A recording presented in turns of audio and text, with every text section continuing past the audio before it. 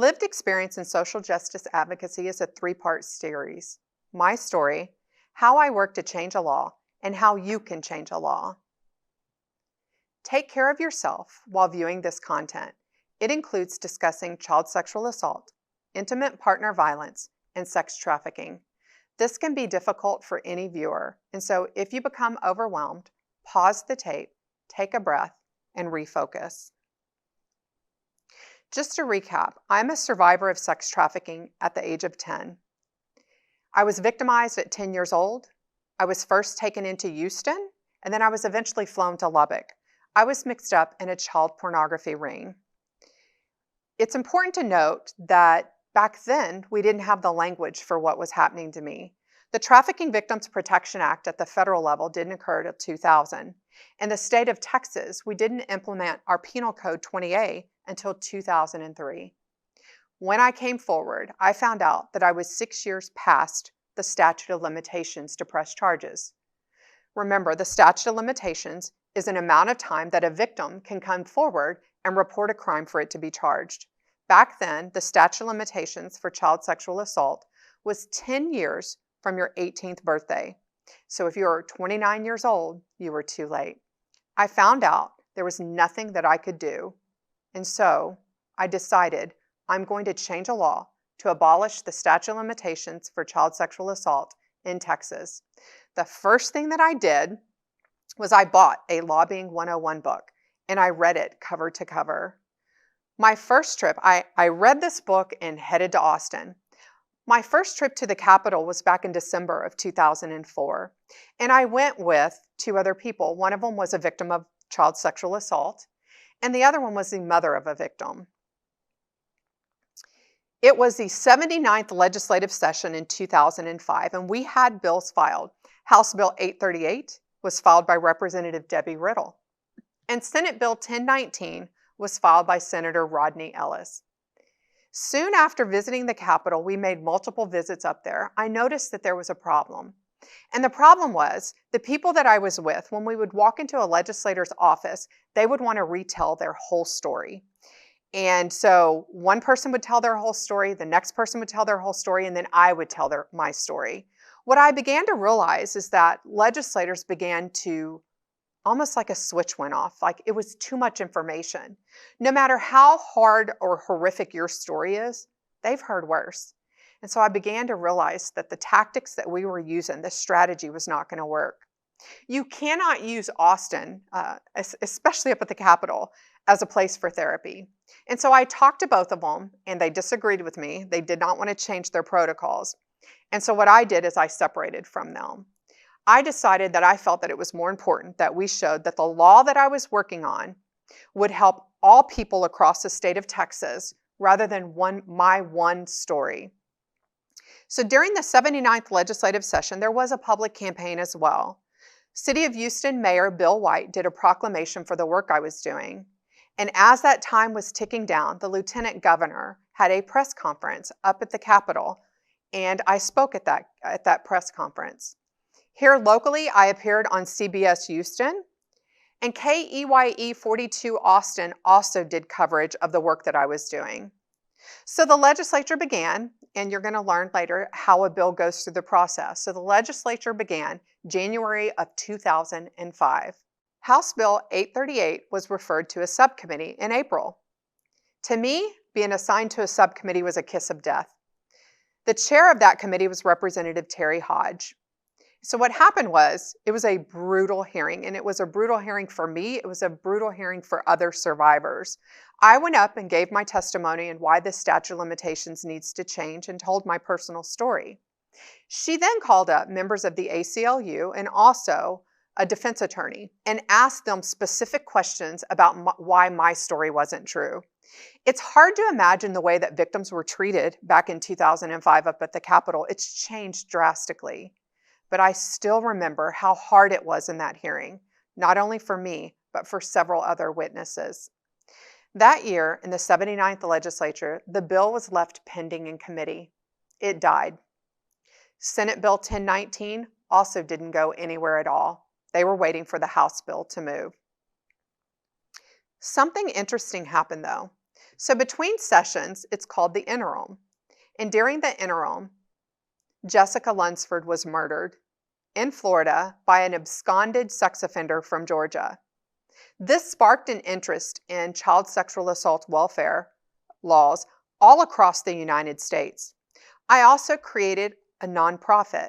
The name of it was Their Voice, speaking for victims of child sexual assault. Our goal for the nonprofit was to work to bring awareness, but also for me to get ready to go back in the 80th legislative session to change that law. At the same time, I was dealing with my trafficker. He had been convicted in 1991. He served 15 years of his sentence, and he was released from prison. He found out what I was working on in Austin, and after being released for just 3 weeks, he sent me a 3-page threatening email. And because of that email, his parole was revoked. He would spend the next 10 years in prison, but every single year, I had to fight his release from prison. So during that same time when I was going through that with my trafficker, trying to get ready for the next legislative session, I appeared on just about every television in the greater Houston area, on Fox, ABC 13. I did a radio talk show with Deborah Duncan, and that went on for several years. During this interim phase, I also attended conferences. I presented to any club, any organization, anybody that would listen to me. I was so very excited when I got a meeting with Governor Perry, and that happened in August. I remember the morning that I woke up to go to Governor Perry's office. My children were sick, and so I had to drive them all the way to my mother-in-law's, drive all the way to Austin, and then drive back from Austin and pick them up. And so it was a very stressful time. And so I get to Austin, and I walk into the governor's office, and I met with a woman by the name of Mary Ann Wiley. Immediately, she said, "I'm giving you 30 minutes. I have another meeting, and that's all the time I have." So after talking to her, she's like, "Well, Governor Perry supports abolishing the statute of limitations for child sexual assault, but there's really nothing he can do because he follows the advice of the Criminal Justice Advisory Council." I knew it was a runaround. She would not give me any of the contacts for the Criminal Justice Advisory Council. I asked her if she would speak to the Criminal Justice Advisory Council herself, and she said, "No, we don't do that. They are independent." And so I found a way to get to the Criminal Justice Advisory Council, and it's through Andy Kahn. Andy Kahn is a victim rights advocate here in the greater Houston area. He used to work for the city of Houston, and he now works for Crime Stoppers of Houston. And so Andy got me before this Criminal Justice Advisory Council. And so I go to this meeting, and I met with this huge round table of district attorneys across the state of Texas, and I lay out how the statute of limitations needs to be abolished. After I get finished, someone at the table says, "Thank you for this information. Governor Perry has told us that we can't cover this. We cannot work on eliminating the statute of limitations this session." What I learned very, very quickly is that when people don't want to help you, they will give you tasks to run on, things that you have to do, thinking that you're not going to accomplish it. And I always said that it was a good thing that there was a 2.5 hour drive from Austin all the way back to where I lived, because I would leave Austin so angry. I was ready to give up. But by the time I pulled into my driveway at home, I had thought of different strategies. Okay, this didn't work. This didn't work. I'm going to go do this, and I'm going to do this, and I'm going to do this. So I was thankful for that long drive. Another exciting thing happened in the interim. Lieutenant Governor David Dewhurst, he came out with a program, and it was called Texas Children First. He was going all throughout the state of Texas, meeting with survivors, advocates, nonprofits, and finding out what legislation needed to be filed. It happened here in Houston, so there was a group of us with about 20 of us sitting literally around a round table. There I met the lieutenant governor, and I shared all of the research that I'd collected of the statute of limitations all across the United States and why we needed to change it here in Texas. In the picture that you see, I'm standing here with Harriet Samander, who is the mother of Alana Samander. She was murdered by Coral Eugene Watts. During that roundtable discussion, we were able to discuss any issues that we felt needed to be addressed. I was so excited to begin the 80th legislative session. And so, January of 2007 comes, and I'm so very excited to start working on abolishing the SOL. But I still couldn't find an author. Even after all the meetings I had and all the roundtables I had, there was a bill that was called HB 8, and it was known as Jessica's Law for that little girl that was murdered in Florida. And it created stiffer penalties, but not my part. It didn't abolish the SOL on child sexual assault. That year, I gave testimony in the House Criminal Jurisprudence Committee asking for abolishing the SOL to be added onto it, but still, nothing happened. So I looked all around for somebody to file my bill, and I found Representative Jose Menendez. Today, he's a senator. That day, he told me to write out like bullet points why it needs to be changed. And that's exactly what I did. He would be adding it as an amendment during the House debate onto Jessica's Law. I still remember him standing on the House floor, and he began to speak, and he said, for victims, their signs are fear, mistrust, aggression, drug addiction, and prostitution. With every misdeed they commit, it only reaffirms their belief that they were to blame from the very beginning. Those were my words that I spoke one night when I couldn't sleep and just woke up. It passed the House. It sailed through the House without much discussion. I gave testimony in the Senate Criminal Justice Committee, and it passed the Senate. Lieutenant Governor David Dewhurst invited me to the bill signing. I remember that day vividly because I was standing around all of these people that would not help me. Representative Menendez was not even invited to the bill signing. And I think looking back on it, I wish that I would have had the maturity to enjoy the win that it was and how hard that I worked. But I was so ready to go back home. So today I still work in political social work advocacy.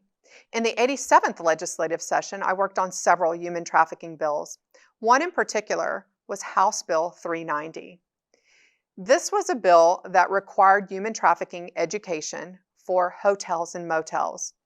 And it intersected with my life because when I was flown at 10 years old from Houston to Lubbock, I was taken to hotels. I was left there. I was alone. And now in the state of Texas, we have a mandatory human trafficking education. I went to the bill signing. I remember sitting down next to Governor Abbott to sign House Bill 390.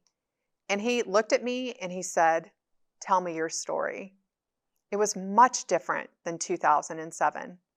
And so today I'm pursuing my bachelor's degree here at the University of Houston downtown. I will be finishing up this summer and heading over to the master's program at the Graduate College of Social Work. I will be focusing in on political social work.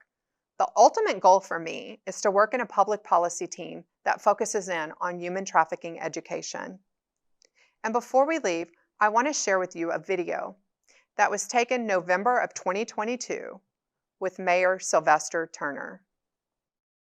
Every single day, women, men, children, both boys and girls, are targeted and groomed by traffickers who want to profit off the forced work done by victims who are often trafficked, unfortunately, through airports. There are over 55 million people who pass through our airport system annually.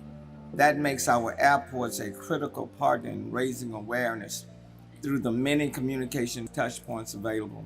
In line with the City of Houston's zero tolerance policy, Houston Airports is committed to fighting human trafficking. I'm a survivor of sex trafficking. I would be flown out of Houston Intercontinental Airport. I would be flown out on a Friday, returned on a Sunday, and sitting in my seat at Taylor Ray Elementary Monday morning. So as an adult, looking back on my victimization, I try to imagine that 10-year-old child walking through an airport. She had just been repeatedly raped and photographed. And I can tell you one thing, nobody in the airport saw me. Nobody in the school saw me. Nobody in the child welfare system saw me. But it's events like today that are going to make the difference, to teach our community about what they should look for. Because it is only through awareness, identification, and restorative services for victims that we can begin to heal from sex trafficking trauma. The Houston Airport System launched an anti-human trafficking campaign designed to raise awareness and change public perception, and we're the first airport system in the country to launch the Blue Lightning Initiative, a public outreach campaign. We stand with the victims, and we assist in the detection and reporting of all suspected human trafficking activities. It's through these pivotal relationships and partnerships that we are going to stop this disturbing and violent crime from happening in our own backyard.